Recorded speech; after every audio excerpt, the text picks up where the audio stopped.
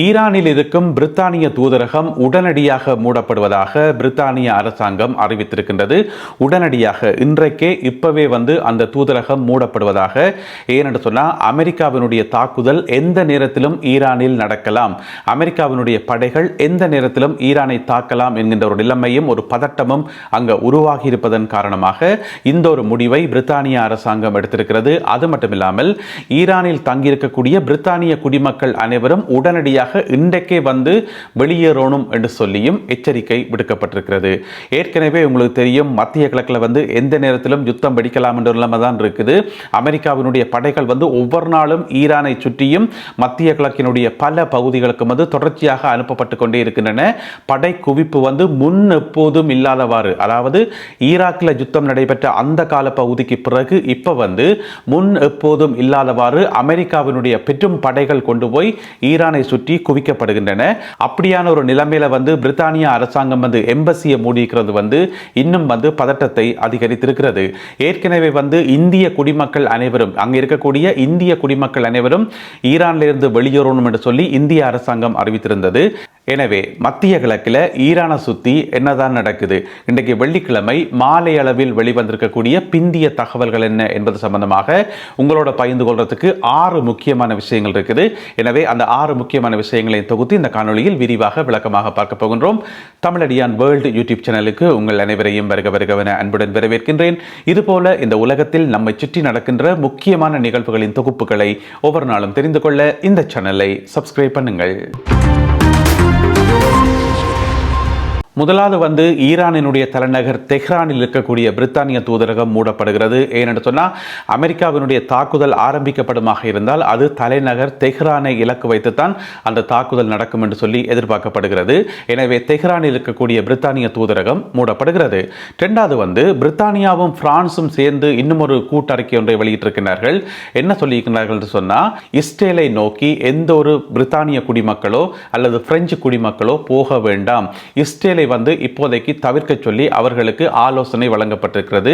அது என்னென்று சொன்னா, இப்ப ஈரான்ல தான் சண்டை நடக்கும், அப்படி ஆரம்பிச்சாலுமே அது எதுக்கு இஸ்ரேலுக்கு போகக்கூடாது சொன்னா, இஸ்ரேலும் இணைந்துதான் இந்த தாக்குதலில் ஈடுபடும் என்றது எங்கள் எல்லாருக்குமே தெரிஞ்ச ஒரு உண்மையாகும். ஏனென்று சொன்னா, மத்திய கிழக்கில் ஒரு நடவடிக்கை என்று சொன்னா அமெரிக்கா ஈடுபடுதுன்னு சொன்னா கட்டாயம் இஸ்ரேலினுடைய சப்போர்ட் இருக்கும். எனவே இஸ்ரேலிய தளங்கள் திரும்ப தாக்கப்படுறதுக்கான வாய்ப்புகள் இருக்குது. ஈரானில் இருந்து ஏவப்படுகின்ற ஏவுகணைகள் இஸ்ரேலை தாக்குவதற்கான வாய்ப்புகள் நிறையவே இருக்குது. அதனால இஸ்ரேலை பிரித்தானிய குடிமக்களும் பிரெஞ்சு குடிமக்களும் தவித்துக் கொள்ளணும் என்று சொல்லி இந்த எச்சரிக்கையில சொல்லப்பட்டிருக்கிறது. மூன்றாவதாக பார்த்தீங்கன்னு சொன்னா, நேற்று வியாழக்கிழமை இரவு இடம்பெற்ற ஒரே இரவில் இடம்பெற்ற ஒரு பரபரப்பான சம்பவம். என்ன அந்த பரபரப்பான சம்பவம் என்று சொன்னா, அமெரிக்காவை சேர்ந்த 9 விமானங்கள் இஸ்ரேலில் போய் தரையிறங்கி இருக்கின்றன. அந்த 9 விமானங்களும் சாதாரண விமானங்கள் அல்ல. அதாவது ரீஃபியூவலிங் டேங்கர்ஸ் என்று சொல்லப்படக்கூடிய, அதாவது ஏனைய விமானங்களுக்கு நடுவானத்தில் வைத்தே பறந்து கொண்டிருக்கும் போதே எரிபொருளை நிரப்பக்கூடிய ஆற்றல் மிக்க விமானங்களை தான் நாங்கள் சொல்றது ரீஃபியூவலிங் டேங்கர்ஸ் என்று சொல்லி, அந்த மாதிரியான விமானங்கள் மொத்தம் 9 விமானங்கள் நேற்று ஒரே நாளில் ஒரே இரவில் போயிட்டு தரையிறங்கி இருக்கின்றன. இஸ்ரேலில் இருக்கக்கூடிய பென் கூரியன் விமான நிலையத்தில் இந்த 9 விமானம் தரையிறக்கப்பட்டிருப்பதாக சொல்லப்படுகிறது. எனவே இஸ்ரேலில் இருந்து புறப்பட்டு போகின்ற விமானங்கள் கட்டாயம் ஈரான் மேல தாக்குதல் நடத்தும் என்று சொல்லி எதிர்பார்க்கப்படுகிறது. சண்டை ஆரம்பிக்கப்படுமாக இருந்தால் இஸ்ரேலில் இருந்து புறப்பட்டு போற விமானங்களும் இந்த சண்டையில ஈடுபடும். அதற்காகத்தான் இந்த விமானங்கள் அங்க கொண்டு போயிட்டு இறக்கப்பட்டிருப்பதாக சொல்லப்படுகிறது. ஏற்கனவே பார்த்தீங்கன்னு சொன்னா, அமெரிக்காவினுடைய பற்பல போர் கப்பல்களும் விமானம் தாங்கி கப்பல்களும் இப்பொழுது ஈரானை நோக்கி நகர்த்தப்பட்டு கொண்டிருக்கின்றன. இந்த சண்டை ஆரம்பிக்குமா இல்லையான்றது எங்களுக்கு முன்னால் இருக்கக்கூடிய முக்கியமான கேள்வி. ஆனால் சண்டை ஆரம்பிப்பதற்கான சாத்தியங்கள் 90% நெருங்கி இருப்பதாக இப்பொழுது சர்வதேச ஊடகம் ஒன்று செய்தி போட்டிருக்குது. நடக்கக்கூடிய நிகழ்வுகளை பார்க்கக்குள்ள 90% தாக்குதலுக்கான சாத்தியம் இருப்பதாக சொல்லப்படுது. அதே நேரம் உலகத்தில் மிகவும் பிரபலமான பொருட்களை ஏற்றி இறக்குகின்ற ஷிப்பிங் கம்பெனிஸ் என்று சொல்லுவோம். அந்த மாதிரி 2 ஷிப்பிங் கம்பெனிஸ், இப்ப நீங்க படத்தில் பார்க்கிற இந்த 2 கம்பெனிகளும் தான் அவர்கள் அறிவித்திருக்கிறார்கள், மறு அறிவித்தல் வரை தாங்கள் செங்கடல் பகுதியை பாவிக்க மாட்டோம்.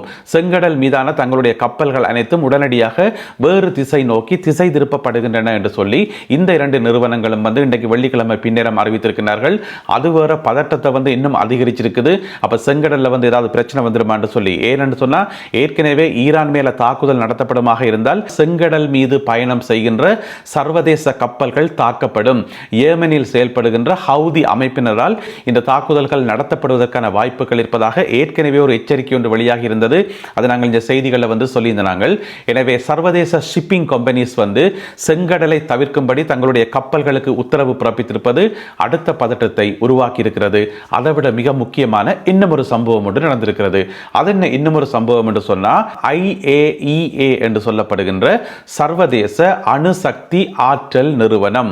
இந்த சர்வதேச அணுசக்தி ஆற்றல் நிறுவனம் தான் அணு ஆயுதங்களை வந்து கண்காணிக்கிறது. எந்தெந்த நாடுகள்கிட்ட எத்தனை அணு ஆயுதங்கள் இருக்குது, இந்த நாடு அணு ஆயுதங்களை உற்பத்தி செய்யலாமா இல்லையா, எந்த அளவு ரேஞ்சுக்கு உற்பத்தி செய்யலாம், இந்த மாதிரியான விஷயங்களை வந்து கண்காணிக்கிற ஒரு சர்வதேச அமைப்பு தான் இந்த IAEA என்று சொல்லப்படுற அமைப்பு. இன்றைக்கு வெள்ளிக்கிழமை மாலை ஈரானிடம் மீண்டும் கோரிக்கை வைத்திருக்கிறார்கள். நாங்க வந்து நீங்க வச்சுக்கிற அணு ஆயுதங்களை வந்து செக் பண்ணணும், தயவு செய்து அனுமதி தாங்கோ, நாங்க வந்து செக் பண்ணணும்னு சொல்லி. ஏனென்று சொன்னா ஈரானிய அரசாங்கம் வந்து இதுக்கு தொடர்ந்து மறுப்பு சொல்லிக்கொண்டே வருது. எங்களுடைய அணு ஆயுதங்களை வந்து செக் பண்றதுக்கு உங்களுக்கு ரைட்ஸ் இல்லை, நீங்க செக் பண்ண முடியாது, நீங்க வந்து அமெரிக்காவினுடைய கைகூலி, இஸ்ரேலினுடைய கைகூலி, நீங்கள் வந்து எங்களுடைய ரகசியங்களை எடுத்துக்கொண்டு போயிட்டு அங்க சொல்லிடுவீங்க, எனவே நீங்க நாட்டுக்குள்ள வர முடியாது, செக் பண்ணவும் முடியாது, நாங்க தர ரிப்போர்ட்டை நீங்க வச்சுக்கொள்ளுங்க, எங்கள்ட்ட இத்தனை அணு ஆயுதங்கள்லாம் இருக்குது, இன்னும் மாதிரி தான் இருக்குது என்று சொல்லி ஈரான் வந்து தொடர்ந்து சொல்லிக்கொண்டே இருக்குது. சர்வதேச அணுசக்தி ஆற்றல் நிறுவனம் இன்று மாலை அறிக்கை விட்டிருக்கின்றார்கள். ஈரானிடம் கேட்டிருக்கின்றார்கள், நாங்க வந்து செக் பண்ணணும், தயவு செய்து அனுமதி தாங்கன்னு சொல்லி. இந்த அறிக்கை வந்திருப்பது ஒரு சாதாரண நிகழ்வில்லை. ஏன் சாதாரண நிகழ்வில் என்று சொன்னா, போன வருஷம் நடந்த சம்பவம் ஒன்றை நான் உங்களுக்கு ஞாபகப்படுத்த விரும்புகிறேன். அதாவது வந்து போன வருஷம் உங்களுக்கு தெரியும், இஸ்ரேல் வந்து திடீரென்று ஈரான் மேல ஒரு தாக்குதல் ஒன்று நடத்தினது. 12 நாள் யுத்தம் ஒன்று நடைபெற்றது, உங்கள் எல்லாருக்குமே தெரியும். அந்த தாக்குதல் ஆரம்பிக்கிறதுக்கு முதல் நாள் இந்த IAEA அமைப்பு வந்து ஒரு அறிக்கை ஒன்று விட்டது. அதிலேயும் வந்து இதே மாதிரி தான், இதே கோரிக்கை தான் வைக்கப்பட்டிருந்தது. நாங்க வந்து அணு ஆயுதங்களை வந்து செக் பண்ணணும், தயவு செய்து அனுமதி தாங்கன்னு சொல்லி. இன்றைக்கு வெளிவந்த அதே அறிக்கை தான் அன்றைக்கும் வெளிவந்தது. அறிக்கை வெளிவந்து 24 மணி நேரத்தில் இஸ்ரேல் தாக்குதலை நடத்தியது. எனவே அந்த பழமொழி ஒன்று இருக்குதானே, யானை வரும் பின்னே மணி ஓசை வரும் முன்னே என்று சொல்லி, அதே மாதிரி சர்வதேச அணுசக்தி ஆற்றல் நிறுவனத்தினுடைய அறிக்கை வருது என்று சொன்னாலே அதுக்கு பிறகு தாக்குதல் நடக்கும் என்றது ஒரு சம்பிரதாயம் மாதிரியே மாறிட்டது. எனவே இன்றைக்கும் அவர்களுடைய அறிக்கை வந்து வெளியாகி இருக்கிறது, இன்றைக்கு வெள்ளிக்கிழமை பின்னேரம். எனவே தாக்குதல் நடத்துறதுக்கான வாய்ப்புகள் வந்து இன்னும் அதிகரித்து கொண்டுதான் போகுது. எனவே இவ்வளவு சம்பவங்கள், இவ்வளவு பதட்டங்கள் ஈரானை சுற்றி நடைபெற்றுக் கொண்டிருக்கும் போது ஈரானிய ராணுவத்தினுடைய பேச்சாளர் பிரிகேடியர் ஜெனரல் ஷெகார்ஷி வந்து ஒரு முக்கியமான அறிக்கை ஒன்றை வெளியிட்டிருக்கிறார். அவர் தன்னுடைய அறிக்கையில் வந்து என்ன சொல்லியிருக்கார் சொன்னா, அமெரிக்கா எங்கள் மீது தாக்குதல் நடத்துமாக இருந்தால், எங்கள் மீது கை வைக்குமாக இருந்தால் ஒரு அமெரிக்க படை கூட மிஞ்சாது, நாங்கள் அனைவரையும் அழிப்போம். அமெரிக்க படை மட்டுமல்லாமல் அமெரிக்காவினுடைய உபகரணங்களையும் அழிப்போம், ராணுவ தளபாடங்களையும் அழிப்போம். ஏனென்று சொன்னால் அதற்கு வந்து நாங்கள் முழுமையாக தயாராக இருக்கிறோம், 100க்கு 100 தயாராக இருக்கிறோம் என்று சொல்லி அவர் சொல்லியிருக்கார். அது மட்டும் இல்லாமல் அமெரிக்க படைகள் மட்டுமல்லாமல் இஸ்ரேலிய படைகள் அவர்களுடைய இலக்குகள் அனைத்துமே வந்து எங்களுடைய கண்காணிப்புகள் தான் இருக்குது, அனைத்துமே வந்து தாக்கி அளிக்கப்படும் என்று சொல்லியிருக்கார்.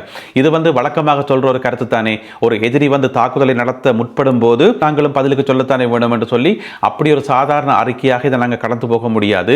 ஏனென்று சொன்னால் தன்னுடைய அறிக்கையில் வந்து இன்னும் ஒரு வசனம் சொல்லியிருக்கார். என்னென்று சொன்னால், மத்திய கிழக்கில் இருக்கக்கூடிய அமெரிக்காவினுடைய சொத்துக்கள் அனைத்தும் எங்களுடைய கண்காணிப்புக்கு கீழே, எங்களுடைய தாக்குதல் வலயத்துக்கு கீழே இருக்குது என்று சொல்லி ஒரு வசனத்தை சொல்லியிருக்கார். உங்களுக்கு தெரியும், அமெரிக்காவுக்கு சொந்தமான நிறைய கம்பெனிகள், நிறைய சொத்துக்கள் வந்து மத்திய கிழக்கில் நிறைய இடங்கள்ல இருக்குது.